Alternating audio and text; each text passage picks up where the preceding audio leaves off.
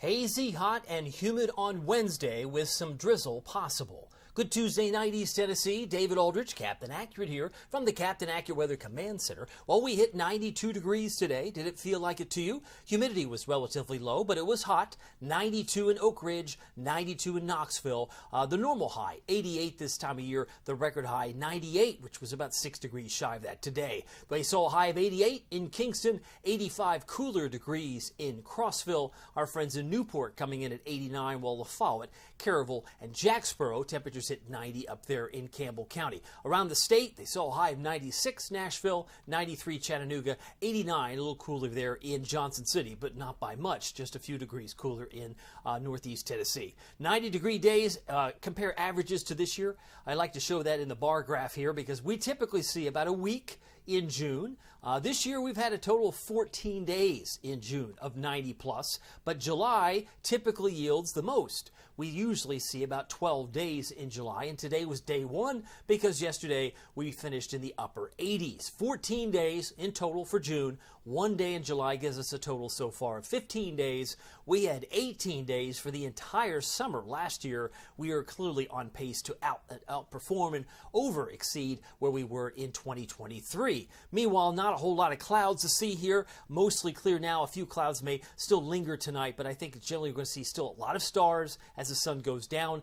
The humidity is going to increase, and you can see that illustrated in the green ooze. Maybe not at 11:30 tonight, because it looks like it's back to the west, and it is. By 3 o'clock in the morning, it's still back toward Nashville. But by the time you wake up tomorrow morning, lo and behold, it's coming up from the south and the southeast. So you start to see some of the humidity increase at 8, and by 12 noon tomorrow, it's back to the icky and sticky weather. And temperatures tomorrow should run toward 93. So we have both the heat and the humidity for your Wednesday, and of course, Independence Day will not be much different. It's going to be icky and sticky or stuffy, depending on your frame of reference. Some people love it. If you're a fan of the summer humidity, it's going to be with us right through noon, right through 5 o'clock on the 4th of July, and Independence Day night. We're still dealing with fireworks, but stuffy air will persist heading into Friday. We'll have more showers and storms to round out the weekend.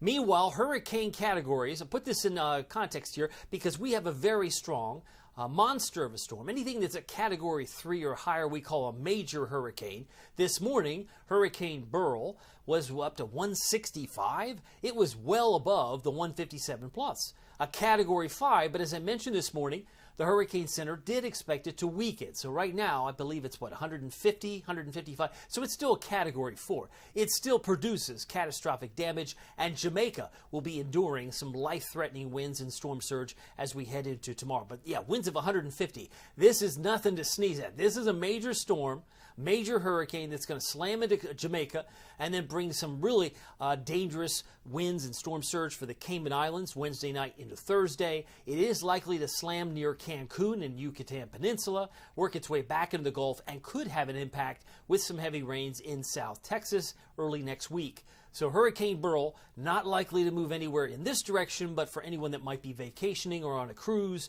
something to watch for sure. There is only a 20% chance in yellow that another storm gets formed there in yellow, and there's a 50% chance something forms in orange well south of Mexico in the Pacific Ocean. That's from the Hurricane Center. Now, we do expect the hurricane activity to get ramped up as we head into August and into September. That is typically from history. History has taught us that September 10th is usually when things start to really reach a fever pitch. So we'll be watching that closely. We did have a storm that was easy to miss. His name was Chris. He formed in the same direction that Alberto did. He formed Sunday night at 10 p.m., and by Monday afternoon, he was just the remnants. The remnants moved into Mexico. So they've had two storms, Alberto and Chris, in the same areas of Mexico. They may be receiving Beryl before the end of this weekend into early next week. So we'll be keeping an eye on Debbie or Ernesto, a couple of the names on the list down the road. Ultimate out the radar, still showing some heat advisories in orange in Middle Tennessee, but no rain here. If you're looking for a late night snack, may I recommend Marcos.com. They're in Hardin Valley and Farragut. They're in Maryville, Fountain City. Marco's, new ownership, new leadership, better than ever. Check them out in Fountain City, Halls, Oak Ridge, Middlebrook Pike, and Ebenezer Road. And they're also corporate sponsors of No Kid Hungry, so they give back quite a bit to the local community. I can recommend their pepperoni pizza. Their Magnifico is magnificent for less than $10. And for lunch, you might consider the new Pozzoli. Pepperoni and sausage is my favorite. It's less than $6 for a limited time. Let's get to the 4th of July forecast, because I do expect rain and storms at times. Just a 40% chance, but it's not a 0 chance. It'll be a hot day on Thursday.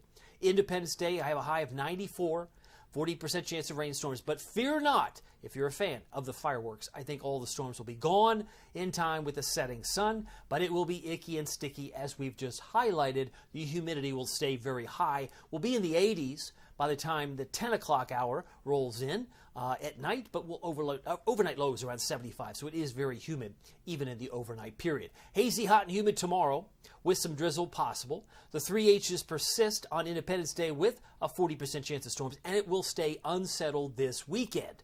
This weekend will still keep that chance of rain wide open. Storm Prediction Center highlighting some areas of concern heading into today. That was really up toward parts of northern Missouri, southern Iowa for a level 3. That's numerous severe storms. Scattered severe storms in yellow. That would have included Wichita and isolated in dark green. Nothing going on, obviously, here today. But that begins to advance tomorrow, because by the time we hit tomorrow, the yellow areas from Rapid City south towards, say, Kansas may have some scattered severe storms, and it may grow between Springfield, Missouri, and Columbus, Ohio. But if we slide into Tennessee, it's just north of Nashville, where some isolated severe storms may continue to grow.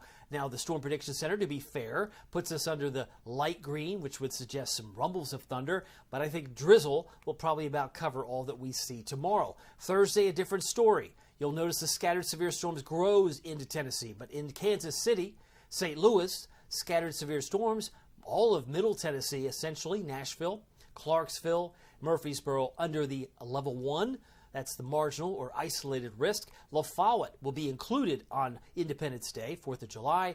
That includes Clinton, but not Maryville. It includes Wartburg and Jamestown, Crossville, but not Cosby, Newport. So there will be a line drawn, apparently north and west, where the best chance for severe storms would be there if they were to occur at all. But tonight it's pretty quiet. I'm expecting just a few clouds, a little bit of over-depicted noise here in the model. I think some drizzle may actually appear out of this particular situation through midday, but it fades away pretty quickly.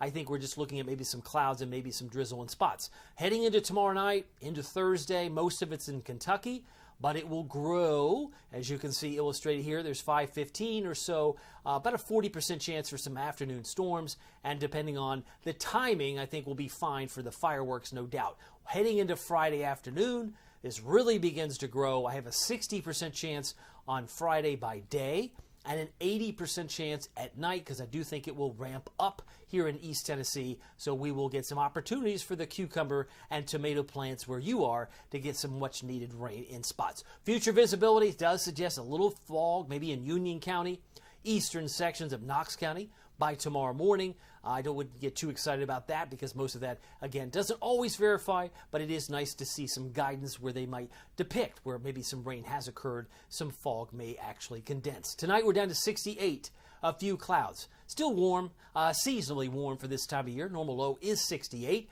Looking for a low in Morristown, 65. 67 in Wartburg, and a low of 72 in Tellico Plains in Monroe County. Now, if we hit 92 today, I think we've got an easy chance to hit 93, maybe a 94 tomorrow. But when you throw in the humidity, you'll be convinced it feels a lot hotter.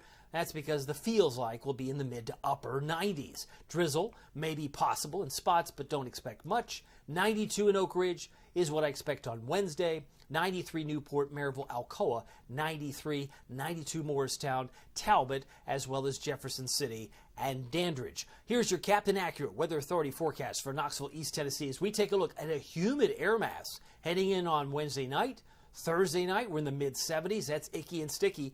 But the best chance of rain that I see comes in on Friday evening, Friday night, when we have some downpours and some locally heavy rain, but only a few storms once the sun comes up on Saturday. Many of us may struggle to get out of the upper 80s on Saturday, but I have Knoxville at 90, And I have Knoxville at 92 on Sunday with some spotty storms there. But another good chance of rain coming in on Monday of next week, 92, 91. So we've got some up and downs, no doubt. But certainly the rain chances only increase heading into Friday afternoon and Friday evening. By the way, you can keep track of it all using the Captain Accurate Weather app with Pete Michaels Traffic. It's free. Just search the two words Captain Accurate at the App Store and Google Play. Well, my name is David Aldrich. Some people call me Captain Accurate. It's not easy being accurate, so weather doesn't surprise you. We'll see you here next time. Take care.